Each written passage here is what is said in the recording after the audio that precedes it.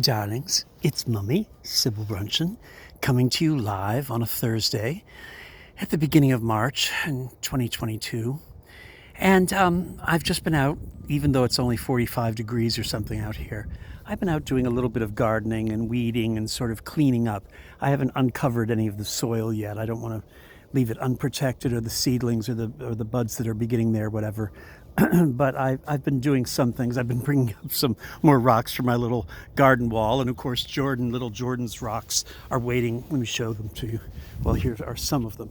But little Jordan made another trip. Look at the size of these rocks, that 4-year-old. 4, 5? He brought these in the back of his little fire truck. Oh my God. He shamed me. He shamed me. I paid him in M&Ms, which he's delighted with. But he shamed me. He said, "Oh, you haven't put away the other rocks yet." No, I haven't. Thank you. I love and detest when children are smarter than us. It infuriates me. Anyway, look at this. Good news. Look at the little... Can you see those? Those are crocus bulbs coming up, and some daffodils will be coming up there. And then there's something over here that I planted. Yep, look at this. Little buds coming up, little shoots. So, and this is going to be worked completely over here.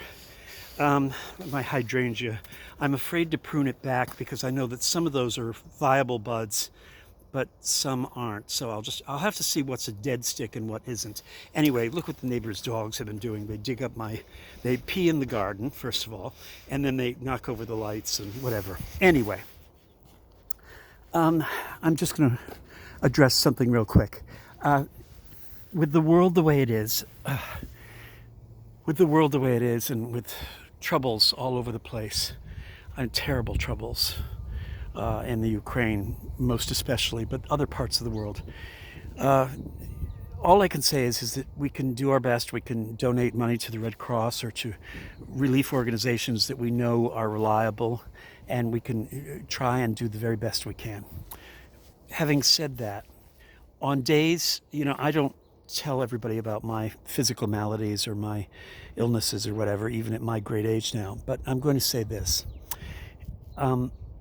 When my day is filled with too much physical pain or angst or emotional pain or emotional and physical pain or a lovely cassoulet of all of the challenges that come along, as Hamlet said, the whips and scorns of outrageous fortune. When my day is filled with that, and I'm sitting at my little table looking out on the deck and, watching the birds come to my bird feeder, even as it feels like my thumbs are detaching from my hands because of my arthritis or whatever, what I do is I look around and I try to see the color green, or I try to see the sun landing on trees that are beginning to bud, or I put on a piece of music that makes me feel nice, or I notice the taste of my oatmeal this morning.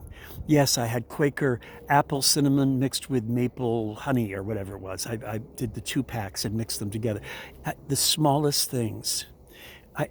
I won't ask that you write down 10 things that you love and that are simple and small pleasures, but that fill your heart.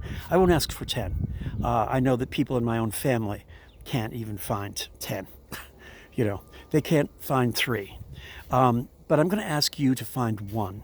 So when the pain gets to be bad, when the angst gets to be overwhelming, when they all gang up on you, try to find one thing, just one thing that you can hold on to for 1 minute, just a minute of joy, and see if you hold on to that joy enough. What happens is that, at least for that minute, you're free. And maybe a minute after that. And then try again with something else. Try to be present. So today I did that. I walked outside. My hands are killing me. I got my hedge clippers and my pruning shears and my dandelion weeder, and I got down on my knees and had a big old laugh that I couldn't even stand up. One of my neighbors ran out and said, "Can I help you get up?" And I said, "No, no, no. This is a challenge that I'm going to face on my own, but thank you." So at some point now, having just celebrated another birthday and being an age that I never thought I would be, I would never live to see, I I try to laugh at the angst.